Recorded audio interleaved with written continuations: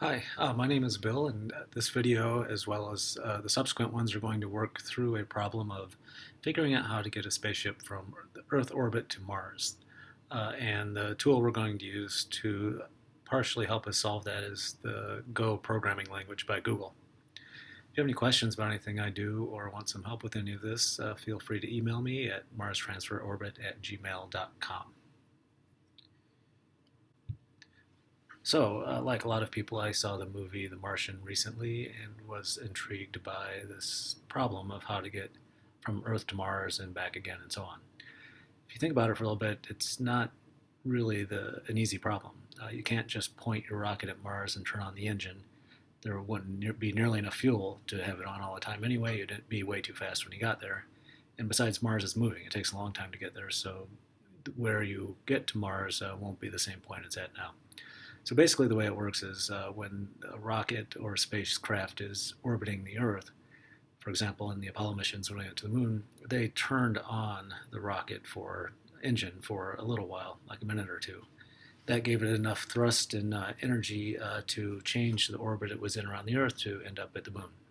So our problem is really going to be to figure out how long do we turn on the engine and how do we have the rocket pointed when we do that.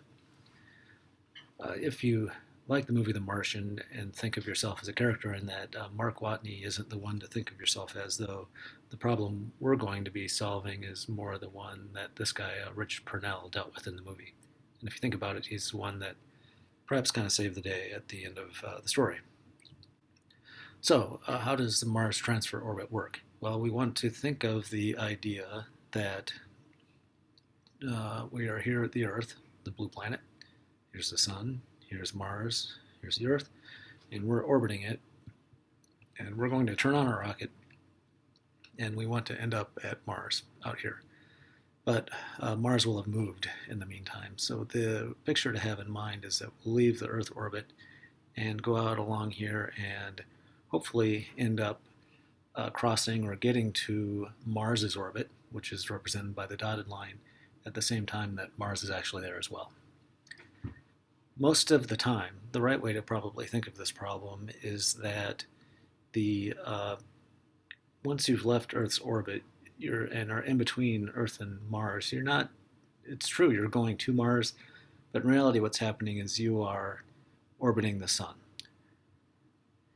and it's just that your orbit of the sun intersects both Earth's orbit and Mars's orbit. So the problem really is to figure out how to have your orbit be one that intersects Mars's orbit at exactly the right time when Mars is close enough by to do some sort of maneuver to end up in Mars's orbit.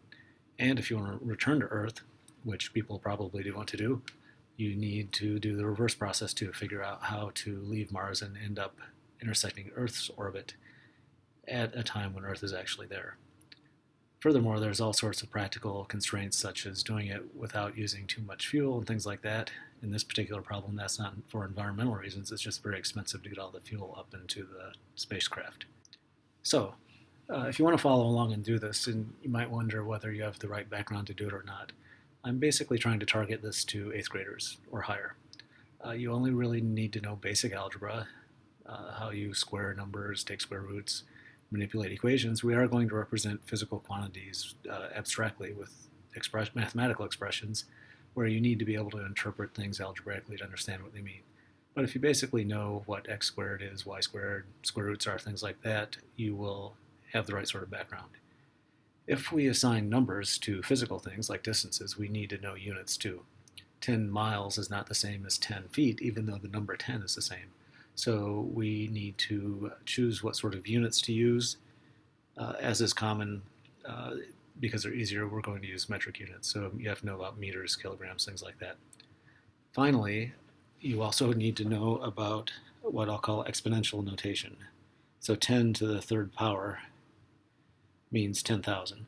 So it's very frequent in engineering. If I have a large number like 6.82594, to write it as 6.82594 times 10 to the 1, 2, 3, 4, fifth power. If that's not quite so clear for the time being, don't worry about it too much, but really if you have a number that's times 10 to the fifth, what you want to think about is just taking the decimal point moving it 5 spaces to the right. Beyond that, I'll try to have everything in these lectures be self-contained so that anything you need to learn or develop understanding of, you will get from them. Finally, you do need a computer, and you have to be able to install software on it. If we're going to use a program to find a solution in this problem, you need to be able to run the software. We're going to write our own program to create the software for it, but we need Go to be able to do that. So you need a computer where you can install Go.